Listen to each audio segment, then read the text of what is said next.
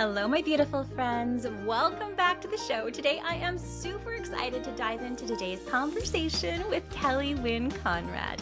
Kellee is an artist, author, and business mentor. She's a self-proclaimed boss, not bossy mentor, and brings that to her programs. She's the founder of Color Crush Creative with more than 20,000 students coming through her online art courses. She hosts the Made Remarkable podcast, which explores creativity and entrepreneurship, and she's the author of Mixed Media Color Workshop, published by Quartro Books. Published by Quartro Books. I love getting to chat with not only other creatives, but other fellow podcasters. So without further ado, here's Kellee. Welcome. Thank you so much. So happy that I am here getting to chat with you. So let's dive right in. Can you share your journey as an artist, an author, and a business mentor, and how you came to found the Color Crush Creative? Well, so I tried a lot of things. Many of your followers have probably tried a lot of things till they find the thing that is the thing. Color Crush Creative is where I started to explore online education. Yeah. I started in 2017, having already sold in galleries, done curated shows. I worked for the Maryland Federation of Art. I had a exhibit in New York City. Didn't lead to any sales. And then there's that point where you're like, I am working so hard to do what I love, but I am not getting paid to do what I love. But at the same time, I was diligent to show up online and show up and show up and show up. And this is the key, even if you don't even know exactly where you're going to go, is just showing up and telling your story. So I had all these people who, I don't know, for whatever reason, were looking up to me, and we were having this great community and building, and they're like, I need help with color. Like, that's my biggest struggle right now, making art, is help with color. And so I was like, okay, the best ideas are the ones that come the quickest and that you don't hem and haw over. So within like 3 hours, I had set up Color Crush Creative Instagram account and delivered a new color palette and new color information every single week through my newsletter. And it built a newsletter and it built a following. And it was like, I don't know where this came from, but I just kept going with it. And I served them for a whole year, asking for nothing. Just showing up, just building the list, building the desire and the interest. And before I put out my first art course, and then the rest was history. Finally, I went from starving artist to multiple six figures. And it was like, what a relief. Yes. I love that. So I have to ask, so like as a entrepreneur, what was your gateway of getting into online? Because I know I started way back in online course creation with Marie Forleo, with B-School back in like 2012. And so I'm curious, like how did you tiptoe into the online space? So I never really found them, all of them, the entrepreneurs, the ones that we follow and learn from, until after I had already started my business, Color Crush Creative.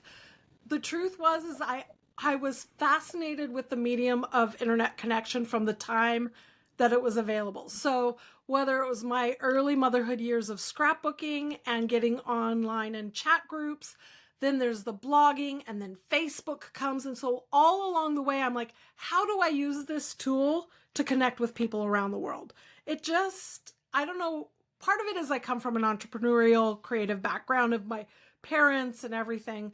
But I've always been interested in marketing. I'm the one who watched Bewitched and said, well, the witch is cool, but look at what job her husband does in marketing. And I'm like, why am I this weird kid that loves the idea of ads and sales? Like, I don't know. I'm opposite of every other creative. Opposite. Because every other creative is like, I'm so scared to do marketing. I'm so scared to sell myself. And I was just like, it's just fun. It's just presenting ideas to other people and having them go, wow, I need that. So to me, it was never scary to put myself out there. And so it's just like, oh, a new tool came along, Instagram. How am I going to use Instagram? I'm going to share my art and I'm going to share my journey. And so that's where I was like, well, there's potential online. But I think the idea from an art course actually came from me doing mentorship for other artists locally. So I would bring them into the gallery I worked for. I hosted them in a big show, and I would curate the show. I would help them with their website. I would help them with their social media, and I did it for a pittance of a penny, $400, and you got like all this experience from me. But I loved it. One of my students said, "Well, I teach online." This is 2016. She's like, "Well, I teach online." And and I'm like, "Oh, that's interesting, teaching, how much money can you make at that?" And then when I started doing the math, I'm like, that many students times that, you're making like $50,000 just from making a course. And that's when everything flipped.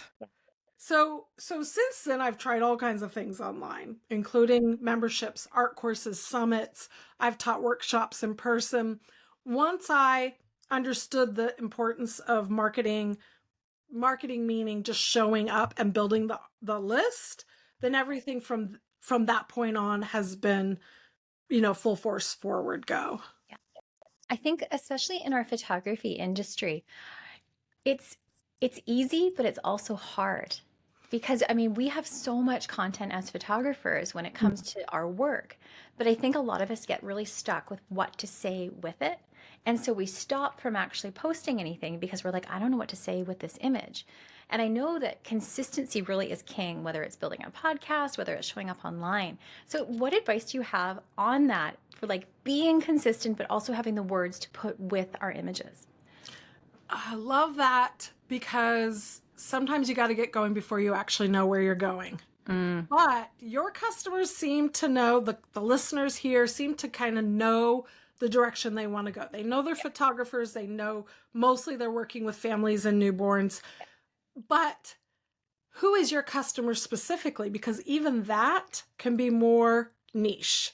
Yeah. And I know most creatives want to resist the niche, but that's the secret key ingredient to marketing.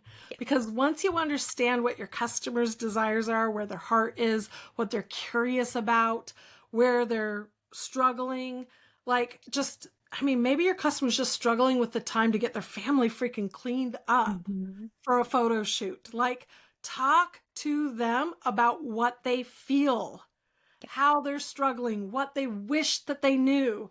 And, once you start realizing you're just putting yourself in your customer's shoes, you could write that pain point. You could, and I know some people don't like the word pain point, but whatever that struggle is, the deep desire is, whatever it is that they're excited about, you could write just brain dump everything that they really wish that they knew, or you wish they knew.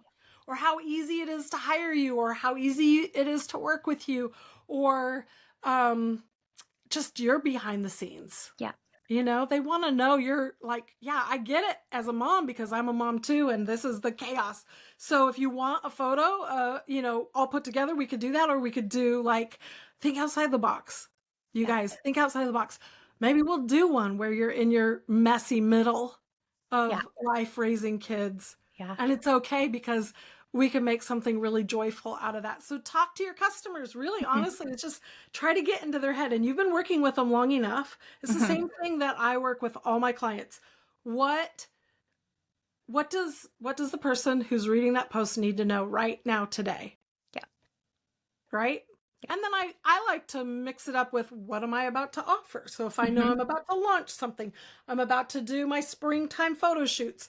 It's time to do, Christmas photos, but let's do it in July so it's not too late and you miss out on booking or whatever. Or I have this great new package. I'm going to come in once a month and take every single one of those 1 month photos of your baby as they're growing up. Really talk about what you have that you're going to offer, but lead them through the pathway of how it's going to feel. What do they need to know? How are things going to be easy and different? And just, we don't know what to talk about, because we think that everything that we say has to match the photo or the image. But honestly, you can just look at the camera and talk about it. You could just pour your cup of coffee and say, what I wish I knew when I had a newborn was how easy this could be. Really, just get in the moment. People respond best to real, authentic conversation. Yeah, 100%. I love that. I'm coming off a sabbatical. I took because I've got two companies. I've got the Milky Way, where we've got an online education platform, but I also have an online or a photography business. And I'm coming back from a sabbatical, from taking about a year and a half off. And so in that time, I literally did nothing when it came to my social media. Yeah. Like my website got hacked, so I had no website. So I took this as an opportunity to just start again. I was like, I now have the opportunity to build the exact business that I've dreamed of. So why don't I build that? And so that's what I've done. But I never blogged before. That was something that I never did. So now what I do is I go Monday morning, I sit down and I take 20 minutes and I will write a blog. But then I take that same blog and I'm now repurposing it and I'm putting it onto Instagram. Right. And which I never have done before. But it's like it's not as hard as we think it is. It's just like get out of your own way and just start doing it. And just start doing it. I like to call that the primary content machine. The way I've developed my system for marketing, I try to keep it as simple as possible for my clients. So we pick that one thing that's the easiest or that's the juiciest. Yeah. So for some people, for me, it's the podcast because I have made remarkable podcasts. For some people, it's blogging. For some people, it's a YouTube channel. And we create our primary content machine. And from that, you can use it to spur all the other ideas that you need for the week. Yeah, I love that. I think because we just get so in our heads that, it has to be a certain way or it's so hard and it's just like another thing we have to do. And if we're just like, just do it, it's so much easier than I thought it was. Honestly, it's great. And it's so much better too to just keep consistently showing up messy than to not show up at all. Yes. Because that's what I did I admit I've dedicated a whole decade of my life to Instagram.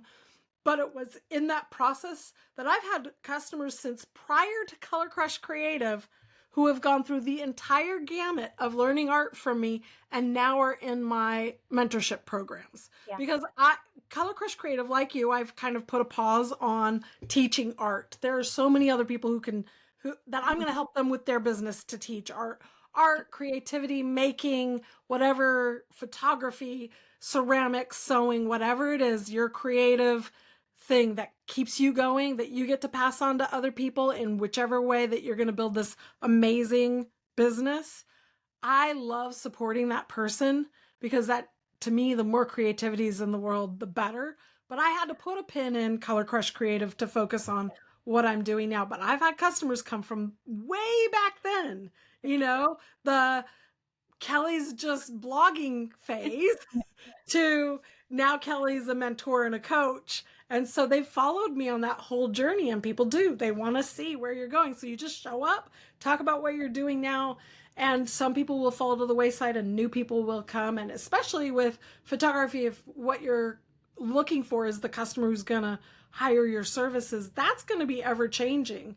So what your goal is to get them so excited about what you're doing that they are talking about you when you're not around, telling their friends, you just had a baby, you have to go and contact so-and-so. They did the best job. That's what we want to keep building on. I love that. Now, you have a mantra that I love, and it is boss, not bossy in your mentoring approach. So how does that shape your mentoring style and your results with your students? I realized at some point about 2 years ago that the things that were the hardest for me as a child are the gifts that I have been given that give me the ability to do what I do now. And also there's that idea that for some reason, a guy can take charge and he's the boss, but if a girl does it, she's bossy. And I was the bossy girl. In fact, I'm still kind of a bossy girl. I'm okay with that. But I'm owning it more in a way through love and compassion and for myself than I did as I despise myself because of it. You know what I mean? Like I tried to resist all of that. And the more that I step into this role, the more I realize those are the tools that help me guide other people. Yeah. My customer doesn't want to come in and be self-coached. How do you feel about that? What do you think you should do? No, they want mentorship that says, this is the path that I've traveled. This is my recommendation. And they love me for that, being my open candor, absolute honesty comes from a place of love and support for my clients because I want their success. So they're like, she's not going to mince words. She's going to tell me which way I need to go. And at some point I finally realized that the thing that caused so much friction in my youth is the thing that gives me my superpower now. Mm-hmm. And that's also where Made Remarkable comes from, because we all have what it takes. We just have to tap into that. We are all made remarkable. You don't have to become anything. There isn't some grandiose perfection to achieve. Your gifts, I have some that have gone through my programs that are like, well, I'm really an empath, and I'm very like emotionally connected, and I'm like, use that to your ability. Build your business around who you are and the gifts you've been given, even if they caused you problems in your past, even if you thought that was a weakness, even if you feel like that's what was holding you back, flip it. How are you going to use it now? And how are you going to build and design a business that suits your personality? And for me, I mean, who would have known that talking was going to be the thing that I would make my money off of? But no, my mom knew. My mom knew. Because this is the path I was meant to be on. And so the more I open my mouth and talk, the more I help others fulfill their dreams and feel good about themselves and who they are and what they want to accomplish. So I'm like, okay, that's boss, not bossy, and I'm going to own it instead of being afraid of it. I love that.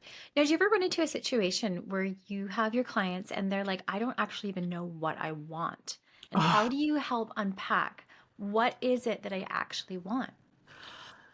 It's sometimes, yeah, that happens. That even happens to me. I know Yeah. that even happens to you. I think I'm asking because I actually just had this conversation with my husband. I'm like, I don't know what I want.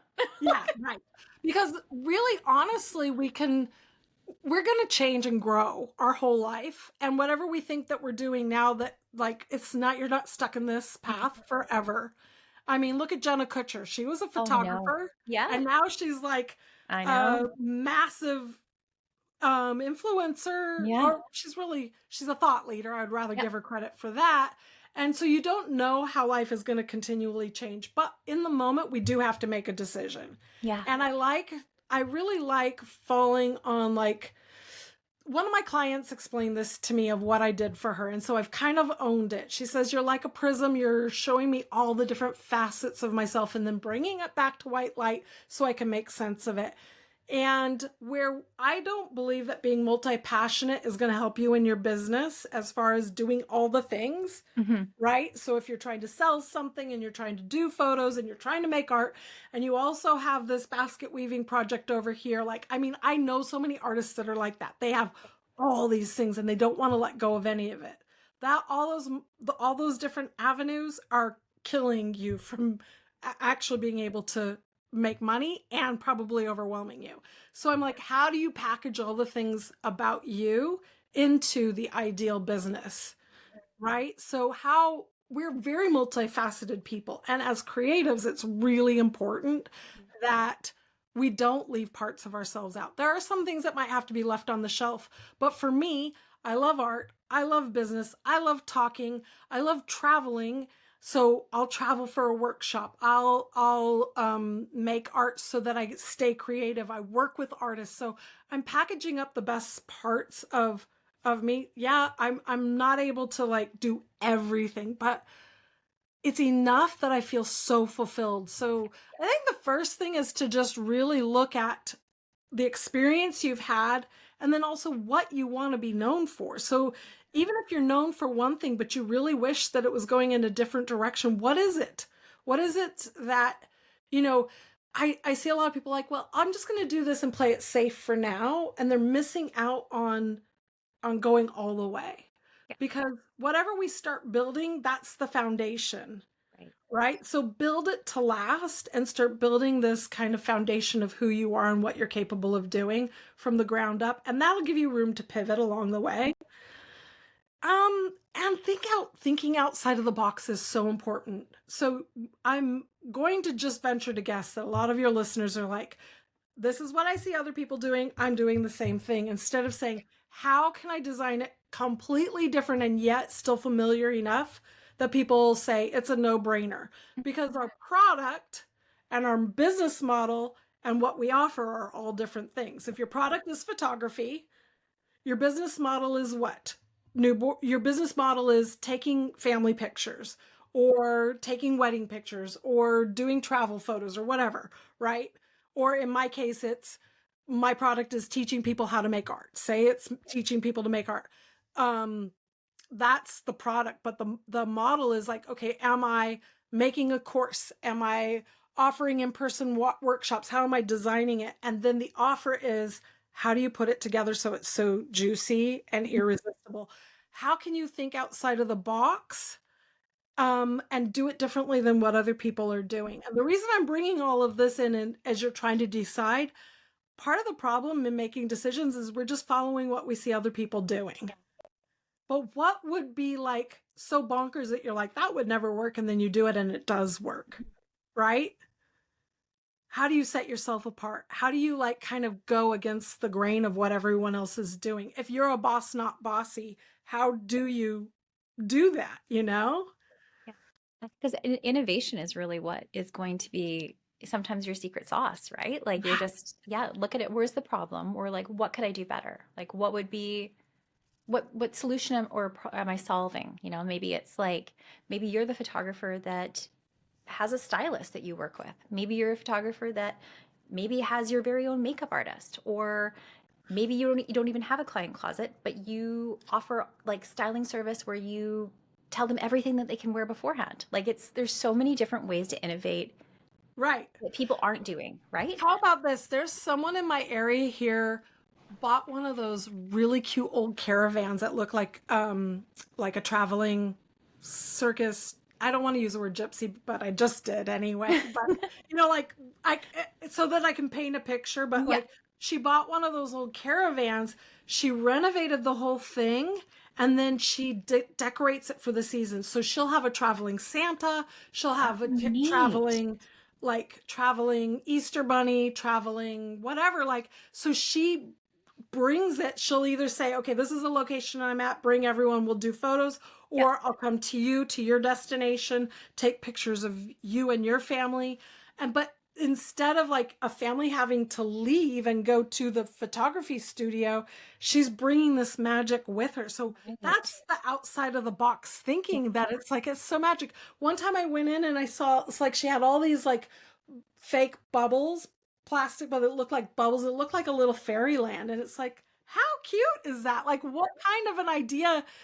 You know, it's like, it's this thinking outside of the box that sets you apart. Yeah, I love that. Now, I actually have a question, because it's something that's kind of topical, and especially someone who is in the field of art, is AI and how that's affecting artists. So what are your thoughts about all this stuff with, you know, Midjourney, Discord, ChatGPT, all that kind of jazz that's happening? Well, I'm going to have the unpopular opinion of, guess what? It's here. Go with the flow. Yeah. I'm sorry, but we're not getting rid of it. I know that when, especially speaking to photographers, when the camera first came out in the 1800s, portrait artists thought their careers were over. Yes. Right? Or even back in like the late 90s, early 2000s, when we switched from film to digital. Or right? In the mid-century that people started using, like, I think it was really more the 80s and into the 90s, people really started using Photoshop and digital manipulation, and everything was changing then. Again, it's like digital art, all these different options have come along, come and go. I'm sorry the typewriter's not here anymore, but we have a computer now. And the fact is AI is not going away. So it's unfortunate that there have been artists that their styles have been stolen. And I think that that's crap, that we allow that to happen, but we can't stop it. It's here now, you know? So how can you use it to your advantage? Yeah. That's really all I can say. And how can you stand out now so that people say, well, I could just upload my kid's photo and make fanciful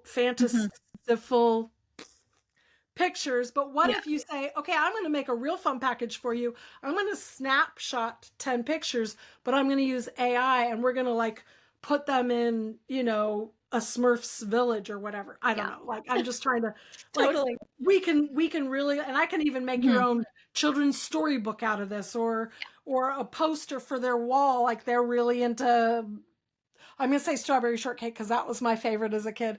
And we'll make a whole scene of strawberry shortcake using AI, but I've taken some photos and we're going to manipulate it. And like, honestly, go with the flow, folks. Like if you don't have an interest in AI, fine, that's fine. Just make sure that what you're doing is standing out. But Yeah. with AI, you can't stop it, so you might as well just like embrace it or stop worrying about it and focus on what you can do. Yeah, I love that. That's a good answer. So many of us were told as kids that you'll never make money as a creative. So can you share your thoughts on this and how maybe this limiting belief that so many of us need to deprogram, maybe some advice on that? Yeah. Well, here's an interesting little tidbit. I was actually raised in an artist community. I know, but not that kind of fun, hippie, poor, cute commune. I lived where everyone had a custom home and lots of children, and they supported each other. There was bronze sculpture, foundry, big artists who painted big oil paintings. There were so many different kinds of artists. So my father's an artist, and when I was a teenager, we moved into this community, and I guess I didn't know how surreal it was until I became an adult, and I'm like, oh, okay, so I see artists can make money, really good money. How, though? I was definitely perplexed. I joined the Army. Go figure. Because I didn't know what my next step was. I felt very stuck. But then raising my kids, there was always this part of me that's like, I got to be able to figure out that quotient, that mixing art and business so that I can make a living. I've watched other people do it. I know it's possible. But what most people don't realize, especially if you have a really young audience, is how far we've come to be able to build our own business because of social media. Yeah.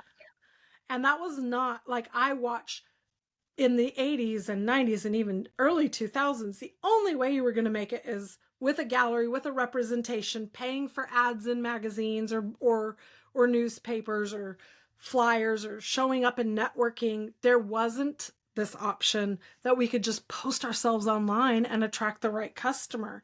So for all of those who are like, oh, Instagram's such a drag, TikTok, I hate it. I don't know if your customers are on TikTok. I'm not, but like I hate having to do this. And then you stop and you're like, okay, but you could just create the most amazing things to pin on Pinterest. And next thing you know, you could have customers. Yeah. We didn't have that before. So I feel like those who are fighting against having to use the digital online space or social media are fighting against themselves. So you have an opportunity, you can take it and move forward, and then you have a chance to actually make money.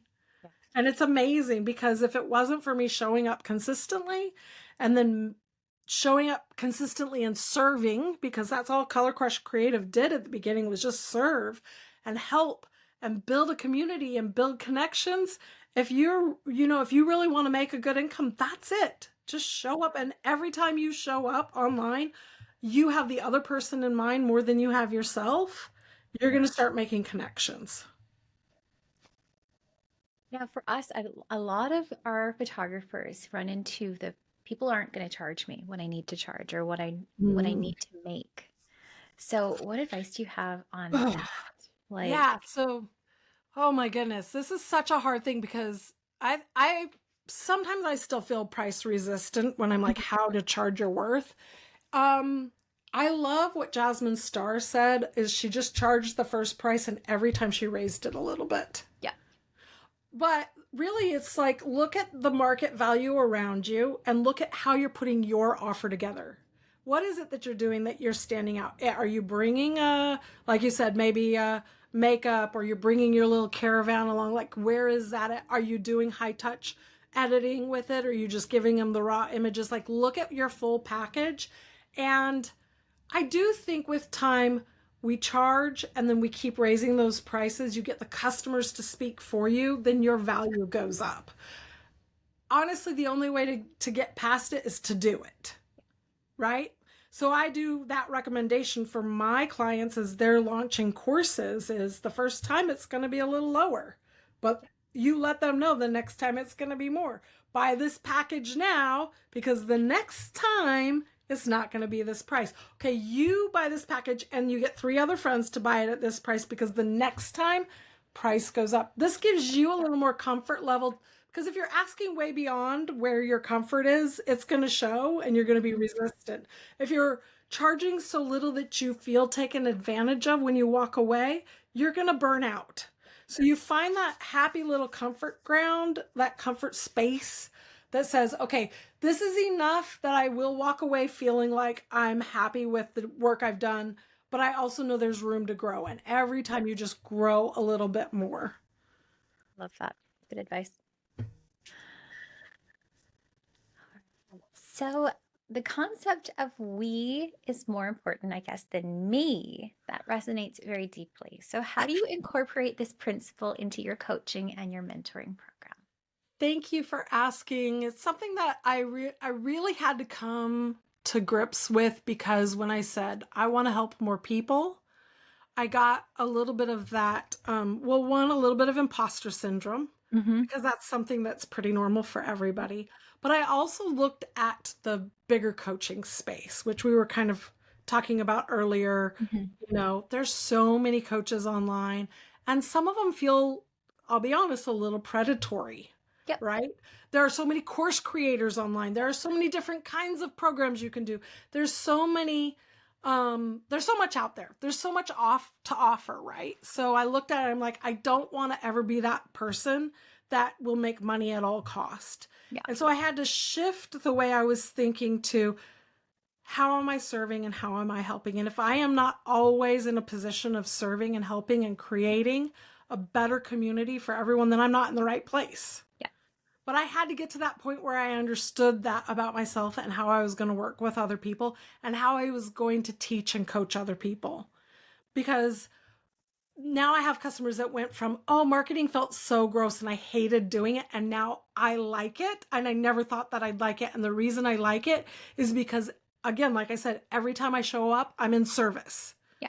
Which seems kind of weird to say, because marketing, who would have ever said marketing or sales could be a service? But if your whole goal is you have a product that you know is going to make somebody happy, then you go out there and you say, how can I help them, whether they hire me or not? How can I help them make a decision? How can I help them know what they want or where they're stuck, and give them a solution, either for me or for somebody else? If every time you're doing it, you're like, we as a collective can rise up. Everyone has a possibility of taking a piece of the pie, and the pie is infinite. Yeah. So that's just like, I think for me to have the integrity to continue to step in this place, this is what I needed to come to. I love that. I love that. And I think you're totally right. I think when you approach showing up just with a servant heart and just being like, how can I help someone? Or how can I, that one person that might be a beginner and they don't know, when they're feeling scared, like, what can I say to them that's going to encourage them and continue them to stick with it? Right. Right. And like, because that makes all the difference in the world. And that sets you as the cheerleader and the helper, right? And they look up to you, right? Yeah, I think, and that was something that I realized, that I always was afraid of being the boss or bossy or like always having to be in charge. But I realized, even looking back, my job has never been to take control or be in charge. My job has always been to be the cheerleader, the person that says, I'm about to go and have a fun time, and I want everyone to come and have a fun time. Yeah. Let's do it. Yeah. So it's a reframe, and it's also kind of the way I keep moving myself forward with my business. I love that. That's great. So let's talk a little bit about multi-passionate, but also niching, because I think for a lot of us, sometimes, especially those of us with ADHD, yes, a niche can maybe feel restricting. So how do you help your artists embrace a multi-passionate niche while still maintaining that focus and clarity, but not getting bored? Well, it's, as I said, I'd like to reframe the multi-passionate to the multi-faceted, and I don't care, whatever word you want to use. What's the word I'm looking for? Instead of being a generalist, be a specific person, a specialist in it. Thank you. That's the word I'm looking for. And here's my logic behind it, because I resisted. I did a lot of things. I tried a lot of things. I have a lot of clients that come to me and they're like, well, I have this offer and this offer. And I'm like, how's it working for you? Are you feeling tired and exhausted? Do you know who you're even talking to on any given day? Because it's not just the energy that we have to have in order to make our business happen. It's the energy that the customer's receiving on the other end that says, so which message do you want me to listen to right now? Yeah. Right? So that marketing stream, that communication we have, that open line with the person on the other end, that's where the biggest jumble happens. I mean, yes, in our own breakdown of being able to have a system in order to how we're building our business. But when I finally accepted this and let some things go and shut down like half of my offers and said, okay, I'm all in, and who am I in for? I realized it made everything easier. So when you're trying to do all the things, and I know that so many people are like, you need 7 different streams of income. Well, look, be Amazon at first. Yeah. And be Amazon who only sold books. Yeah. And Amazon sold books until they were known for it, and then they added on more. Now Amazon does everything. Yeah. But until they got out of the garage and into, like, honestly, every nook and cranny of the whole world, they were selling books. And it's the same idea. It's like this. So I know you've got mostly photographers that are listeners here, but it's like deciding that you're like, I'm a digital artist. I'm going to teach how to use the iPad to draw art. Well, okay, so that's specific enough to say, well, we're not teaching all art to all people. But what if it got more specific than that? Because when you get more specific, you can find your customer better. So I say, what if you niche down and say, I'm going to teach digital art to retirees who are on the road, who want to stay creative, and they're like traveling to all of the national parks in their RVs, right? So it seems like, oh my goodness, I've limited myself, but it's a great place to start, because then retirees, you can find them in RVs, anywhere there's national parks. You can actually find those pockets online of people who are interested in that thing, and you can be like, hey, I've got a solution for you, 55 and free, you retired early and now you're hitting the road, but let me show you, you don't need to bring all these art supplies. I'm going to show you how to use your iPad, right? So it's in that clarity that the customer on the other end knows what it is that you're talking about. Now, could you eventually say, oh, and I also want to, teach people who are not in RVs, they're global travelers. Yes, you can start adding on other pieces, but starting somewhere, it's so hard when you're like, I will do photography for anyone and anything in any event. Then it's like, well, okay, but I really want someone who's really good at one thing. Yeah. And then if you get good, then you expand. Yeah. It's actually a little superpower in being able to build your business faster. Yeah, so that's true. Where I resisted the niche for a really long time, I say now the niche is really where the gold is. Yeah. Yeah. And even finding a micro niche, really, right? Even a micro niche. Yeah.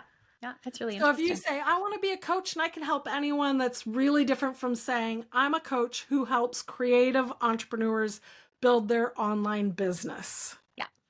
Period. Right? Easy, right? Yeah. I love that. All right. Well, are you ready for our lightning round? Oh, no, not at all. If you like to cook, what do you like to cook the most? I used to love to cook, and I could do anything, make jam bread. But after doing it for so many years, and my oldest son is 25, I'm like, I'd rather not. Yeah. So on any given day, if it's mom's day to cook, it will be tacos. Yeah. I love it. It's the easiest. I love it. Yeah. That's great. We're having tacos tonight, actually. Yeah. Who can resist tacos? Fortunately, my husband cooks a lot more now, too. Yeah. I love that. Favorite guilty or not so guilty pleasure? Oh, I'm probably like most people. After I've worked and done all the things, all I want to do is just binge some good TV. And I usually like sci-fi, fantasy, or historical. I'm not that much into reality TV or any of that kind of stuff. Yeah. Yay to Bridgerton, nay to Bridgerton. Yay to Bridgerton. However, I stopped right after the first season because I was like, I'm gonna have my heart broken, and I don't know if I can do that. Yeah, that's good. I can't wait for Yes. season 3 to come out. I'm waiting. Yes. Oceans or mountains, and why? Oh, well, so I grew up a California girl near the water, and now I live on the East Coast. But I have, for some reason, always been more drawn to the mountains. Yeah. I love the trees. I love the cool air. And usually beaches, I'm not adverse to the ocean. I would pick a cold ocean over a hot beach any day of the week. I don't want sand and sun and stickiness and sweat.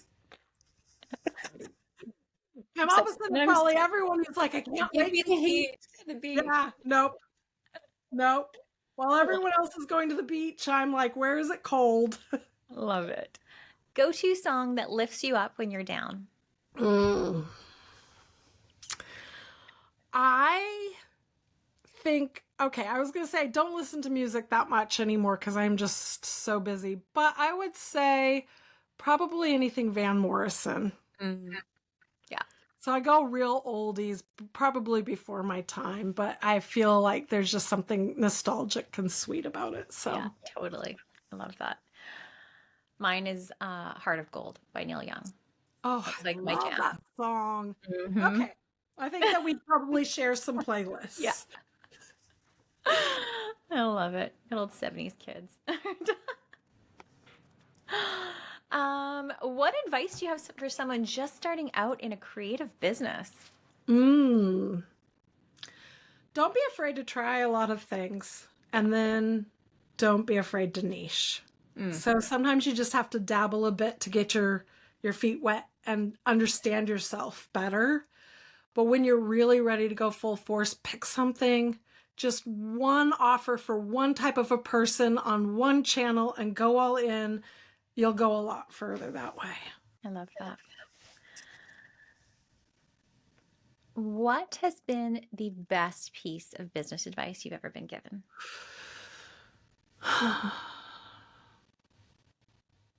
Well, I could go cheesy and just say, be authentic and show up as yourself. What practically is start your email list early. Yeah. Honestly, 100%. that's like, once I figured out that was the key to continually making money is just keep building that list. Yeah. So true. Have a great opt-in, build the list. Yep. 100%. Where can our listeners learn more from you? Yes. So you can find me on Instagram, Kellee Wynne Studios, spelled KelleeWynne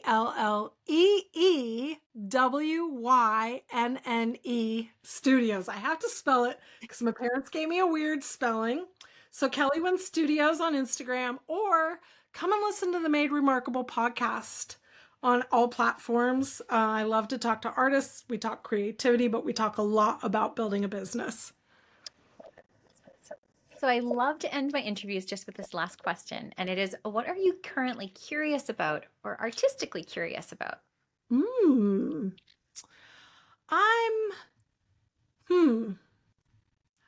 actually very curious about spiritual beliefs and practices around the world.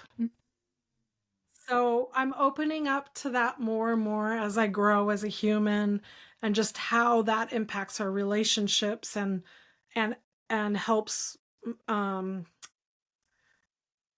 what's the word I'm looking for? Just soothing our own nervous system, right? Because I'm a naturally anxious person.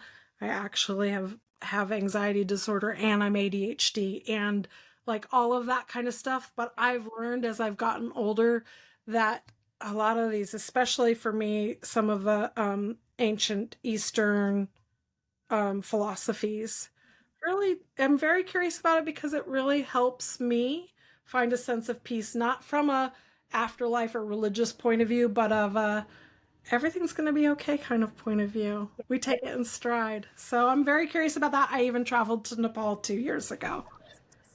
Yeah. Amazing. What an experience. Yeah, it's pretty fun. Awesome. Well, Kellee, thank you so much for joining me today. Thank you so much, Lisa. I'm so glad to be on your Art and Soul podcast. Oh, my beautiful friends, I hope you have loved this conversation just as much as I have. I'm sending you so much of my light and my love today and every single day. We will see you next time.